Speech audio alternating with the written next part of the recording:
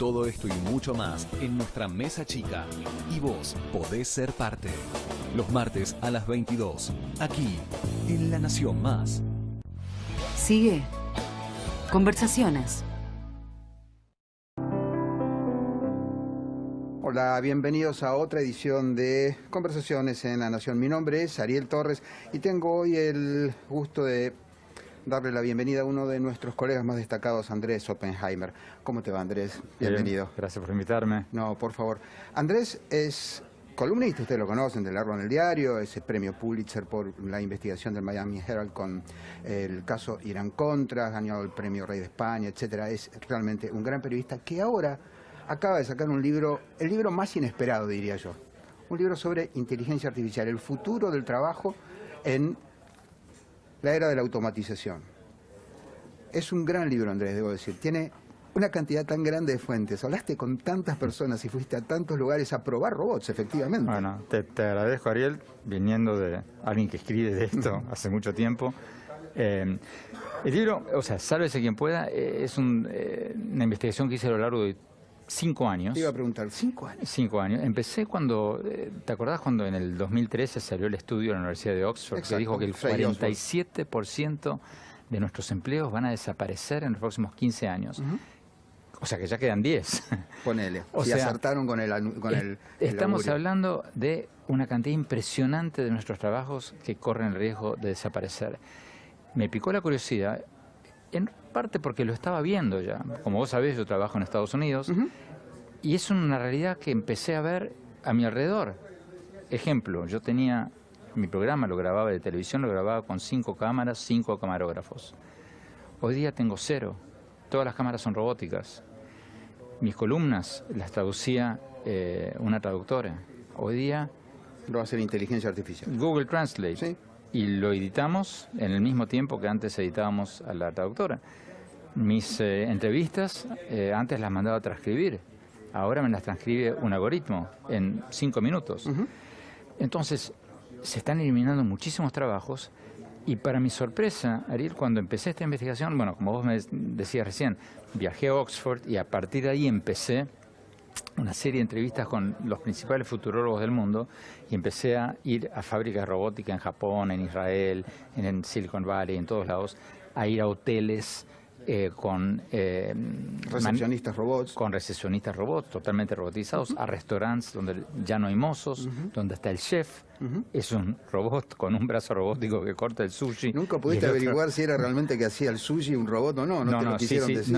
Sí, era. Al final te lo el dijeron. tipo dijo automatizado, la cocina está automatizada. Sushi hecho a máquina. Todo, o sea, en el restaurante había una chica que limpiaba las mesas, eso era todo. No había nadie más. Entonces, y el otro que cuento en el libro, que fui en San Francisco, no tiene absolutamente nada, es todo automatizado. Entonces, estamos entrando en un mundo que ya muy pronto, no en los próximos 50 años, no en los 70, Exacto, sino sí. ya en 5 o 10 años, va a haber una revolución en el mundo del trabajo, un tsunami en el mundo del trabajo que, curiosamente, cosa que yo no sabía cuando empecé el libro, nos va a afectar a los países latinoamericanos más que a Estados Unidos, a Japón y a Alemania, a los países ricos. ¿Por qué? Porque tenemos la mayor parte de las fábricas manufactureras y los robots lo que hacen más fácil es, el trabajo repetitivo manual. Los primeros que van a ser suplantados son aquellos que hacen trabajos repetitivos manuales, como el que pone un tornillo en una fábrica de autos. Ahí está China también. Bueno, Y China es un factor en la economía mundial. Bueno, China es el país que más se está robotizando, porque ellos saben que si no se robotizan, con el aumento de los salarios chinos, se van a quedar totalmente fuera de juego. Entonces, ¿qué está pasando? Porque mucha gente, Ariel, me dice, y a vos seguro que también, por los temas que tratás, bueno, los robots ya existen hace 40 años, esto que vos estás contando estaba en los Jetson, los dibujitos animados hace 40 años, esto no es nada nuevo. Se equivocan en grande, no tienen la menor idea de lo que se viene. ¿Por qué? Por 2 factores fundamentales. Primero, los robots son cada vez más baratos. Exacto, y más chiquitos. Cada vez más baratos, Y segundo, porque son cada vez más inteligentes. Hasta hace 5 o 6 años, los robots eran individuos. Vos programabas al robot para atornillar el tornillo en la fábrica automotriz.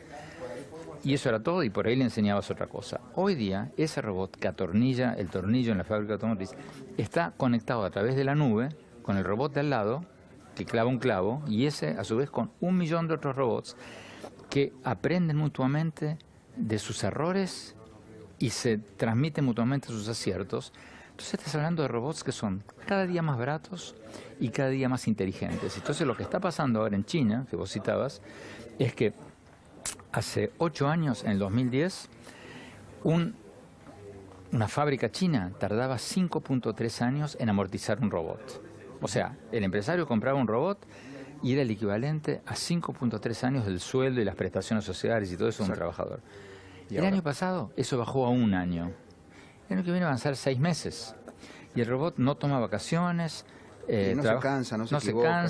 no se sindicaliza, trabaja 3 turnos seguidos. Entonces, esto va a ser un tsunami que va a provocar un enorme desplazo laboral que nos va a afectar a todos. Por eso, en el libro no es un tratado teórico sobre el mundo que se viene, sino que lo que hice es, sí, en el primer capítulo es una cosa teórica, vaticinando un poco lo que vamos a ver en los próximos 5 o 10 años, pero la parte central del libro es cada capítulo dedicada a una profesión.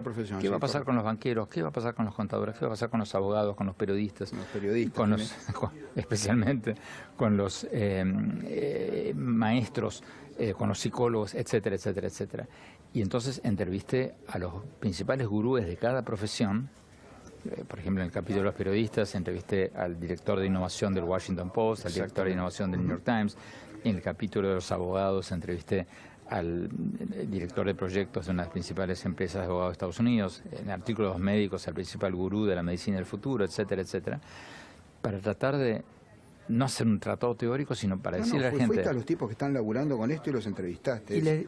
Y la idea era, a ver, les pregunté, a ver, ¿qué consejo le das a la gente, al médico de 30 años, o al abogado de 30 años, o al abogado de 50, o al médico de 60?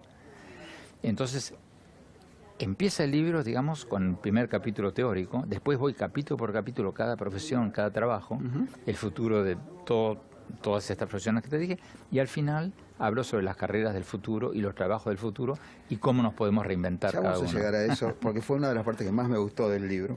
Pero quiero hacerte una pregunta antes. ¿Vos pensás que este libro podría haberlo escrito un robot? Hoy no, pero como lo digo en el capítulo de los periodistas, los robots se están escribiendo cada vez más.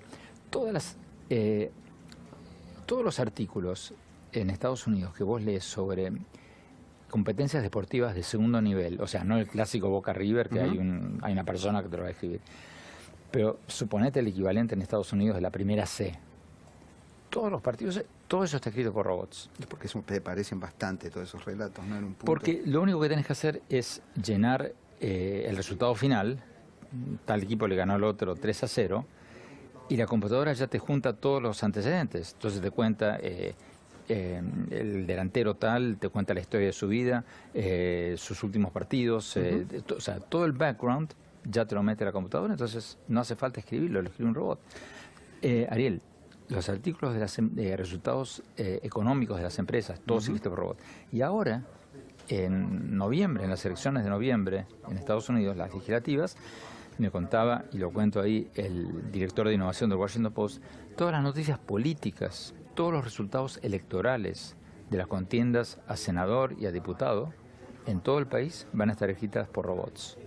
Eso es lo que dice que buena parte de nuestro trabajo, no buena parte, pero hay una parte de nuestro trabajo que históricamente ha sido rutinaria y repetitiva. Exactamente, todo eso va a desaparecer. Digo, es como la página del clima. Hoy yo tengo el clima en mi teléfono en tiempo real con una foto satelital. Entonces, tu trabajo, bueno, vos sos columnista, es un poco diferente, eso no va a cambiar mucho.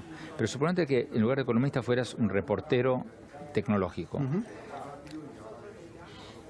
Tu nota de hoy Samsung sacó el nuevo modelo, olvídate, eso lo escribe una computadora. Ya lo están haciendo.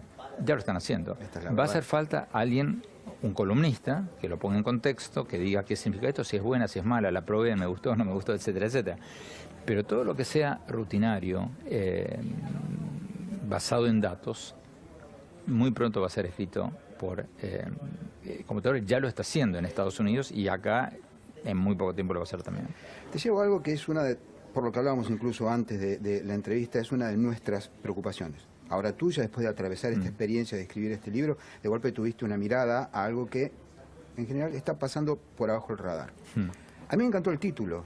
¿Va a ser realmente un sálvese quien pueda? A juzgar por la falta de conciencia que tiene la clase dirigente acerca de esto que vos contás en tu libro, parece que sí. Sí, no, Ariel, yo anteayer entrevisté al presidente Macri y al final de la entrevista le pregunté, o sea, esto es un tsunami que se viene. Bueno, le di el libro, por supuesto. Obvio, sí. Y le dije, esto es un tsunami que se viene, o sea, ¿usted está consciente de esto? ¿Y usted está consciente que países como Argentina, de esto le va a pegar más fuerte que a los países como Alemania?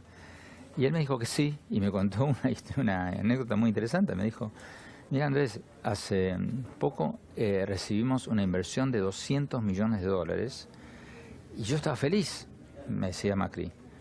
Una inversión de $200 millones de la industria cervecera, una de las más grandes recientes, etcétera, etcétera, buenísimo para el país, etcétera, etcétera. Pero ¿cuántas fuentes de trabajo? Pregunté cuántas fuentes de trabajo va a crear. 22. Entonces me decía él, un emprendimiento de empanadas te emplea 15 personas más otras 7 que lo venden. O sea, te emplea la misma cantidad de gente que una inversión de $200 millones, porque esa fábrica de $200 millones está totalmente automatizada.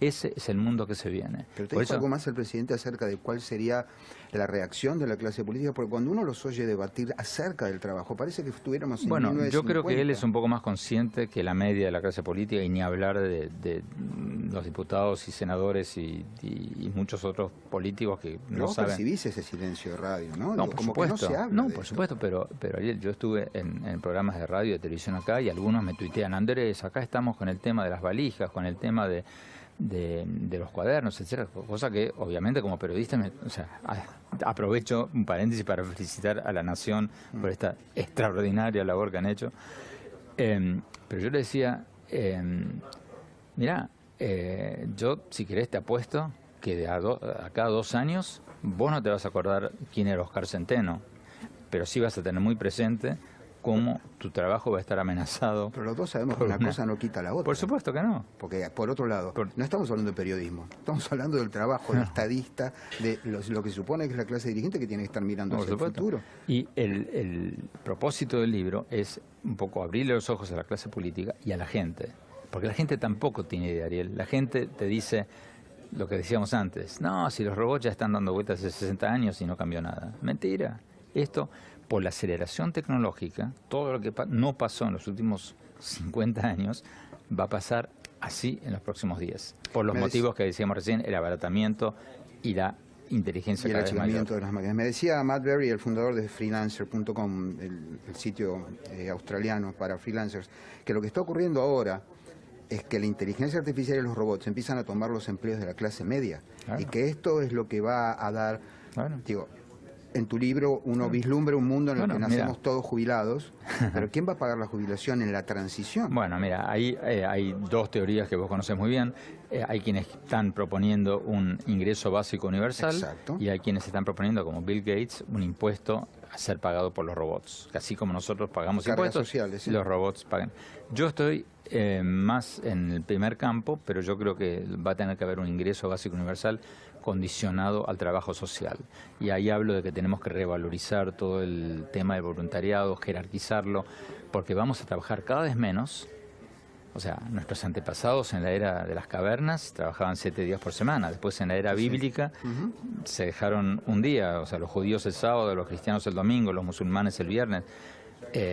Cuando yo era chico, vos por ahí no te acordás de eso, acá había un sábado inglés. Exactamente. Se trabajaba en mediodía el sábado. Sí, sigue habiéndolo para mucha gente en la Argentina, sigue habiendo un sábado inglés, trabajan mediodía. ¿Sí? Bueno, pero la mayor parte de la gente tiene sábado y domingo.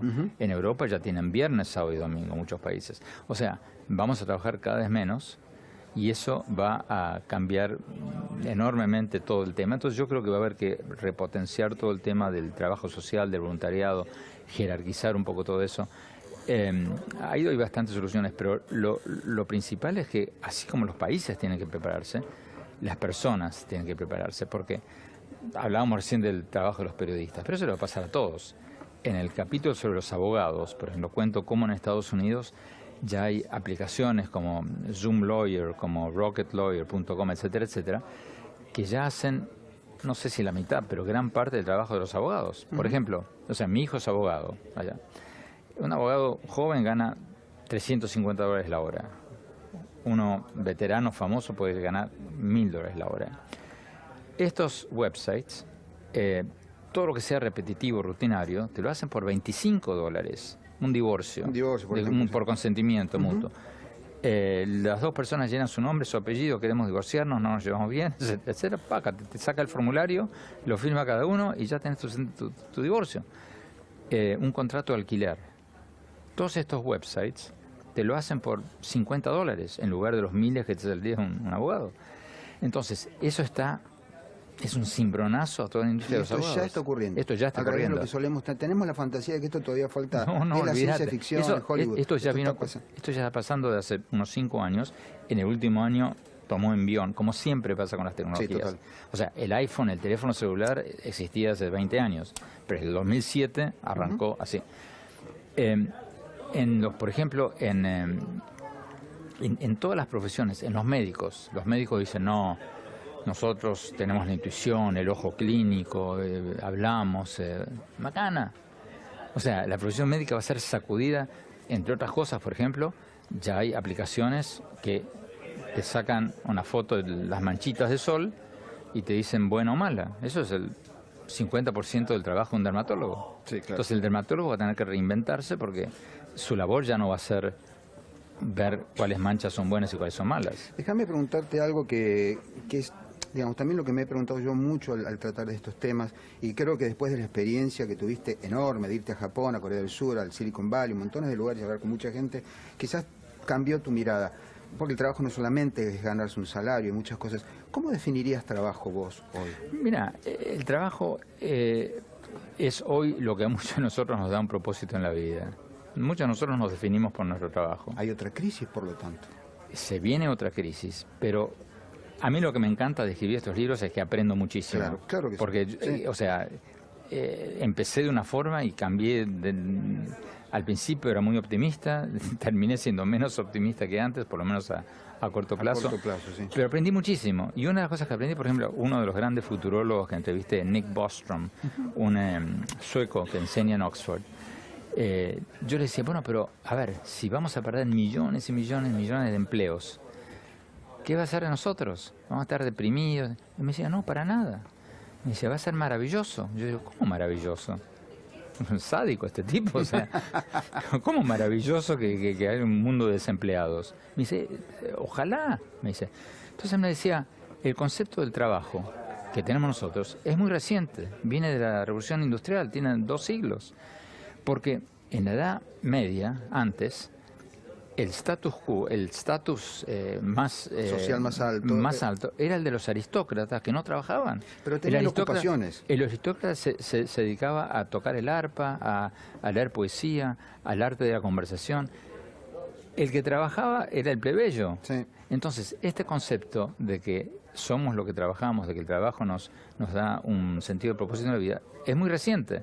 Entonces, él plantea, por ejemplo, es un poquito exagerada la tesis, pero no del todo loca, porque es cierto que la importancia que le damos hoy al trabajo no fue una constante a lo largo de la historia, es una cosa muy reciente. No, es verdad. Yo he visto muchos hombres que al momento de jubilarse, donde les sacan su trabajo, se deprimen, se caen, pierden su norte, supuesto. etcétera. O Entonces, sea que, por eso hablo de otra crisis. En un punto vamos a tener que aprender otra economía que nos pueda mantener aun cuando mucha gente no tenga un trabajo. Y por otro lado vamos a tener que separar el trabajo de la meta, del sentido, etcétera. Es que, Ariel, hay...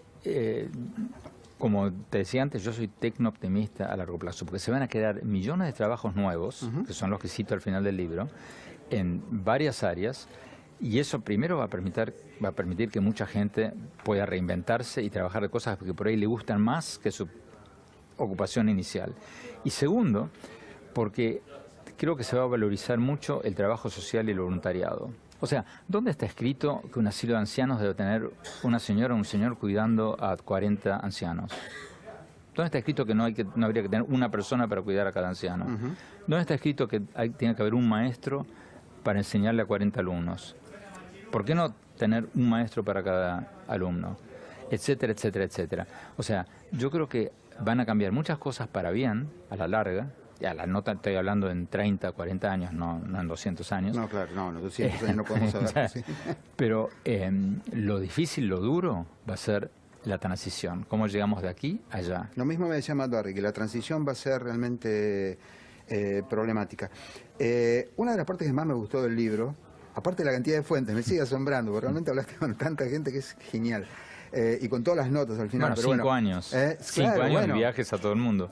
Una de las partes que más me gustó del libro es muy en contraste con lo que planteas. Cuando vos al final hablas de vos mismo, que se supone que no lo tenemos que hacer, pero resulta que a mí me encanta leerlo. Cuando vos contás que para vos el periodismo era vocacional, que vos a los 14 años tenías en la cabeza que querías ser periodista. Yo me crié en un diario, así que yo también de muy chiquito quería ser periodista y escritor, etcétera.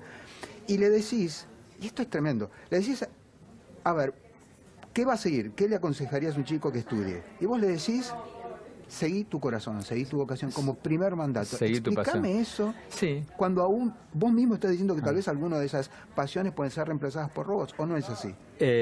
Yo lo que digo siempre a los chicos cuando hablo en universidades es, si vos tenés una pasión, si vos tenés algo que realmente te gusta, ni lo pienses. No le des bola a ningún ranking de trabajos, nada. Porque si te gusta la plomería y vos realmente querés ser plomero, vas a ser el mejor plomero que hay y te va a ir muy bien. Lo principal es descubrir tu pasión, si la tenés, si tenés la suerte de tenerla. Y lo que digo en el capítulo, por ejemplo, del futuro de los docentes, los futuros de los maestros, es el maestro va a tener que cambiar totalmente lo que hace hoy, va a tener que dejar de ser un impartidor de conocimientos, porque hoy día los chicos lo van a buscar en Google, en el buscador de Google, mucho mejor de lo que puede dar un profesor. Y además los robotcitos, profesores como los que describieron en el libro, son mucho mejores para impartir conocimientos que un maestro, pero el robot no puede impartir valores, el robot no puede despertar la curiosidad, el robot no puede ayudar a los chicos a encontrar su pasión. Entonces va a haber un enorme rol para los maestros, va a haber un enorme campo para los maestros, pero va a ser totalmente diferente A lo que estamos habituados. al de impartidor de conocimiento. Andrés, en un minuto, porque no tenemos más tiempo, y aquellos que no sienten este llamado, en un minuto, ¿qué les recomendás estudiar, seguir, etcétera? Aquellos que no sienten este llamado, les recomiendo estudiar, no importa la edad que tengan. Porque, como digo en el capítulo de educación, cuando entrevisto al presidente de MIT, la mejor universidad del mundo, él me dice, las universidades van a dejar de ser lo que son hoy, que es institutos donde vos estudiás 5 años y te dan un papelito, para convertirse en algo como la suscripción a una revista. Vos vas a comprar tu suscripción a una universidad, vas a estudiar 4 años, vas a volver a los 5 años, vas a volver a los 10 años, vas a volver a los 15 años, porque vas a tener que reinventarte muchas veces en lo que vos haces. Andrés, muchas gracias. Sálvese quien pueda, el futuro del trabajo en la era de la automatización. Un trabajo de 5 años, muy recomendable, especialmente para aquellos que toman decisiones, porque está viniendo un cambio muy grande. Andrés, muchas gracias por visitar. Gracias, Ariel.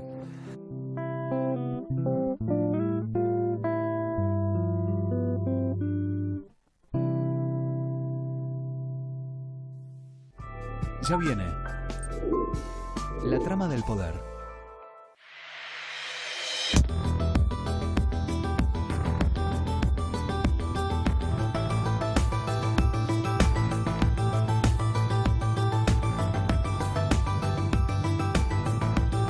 Técnica mixta, con la conducción de Pablo Llanera, desde el sábado 6 de octubre.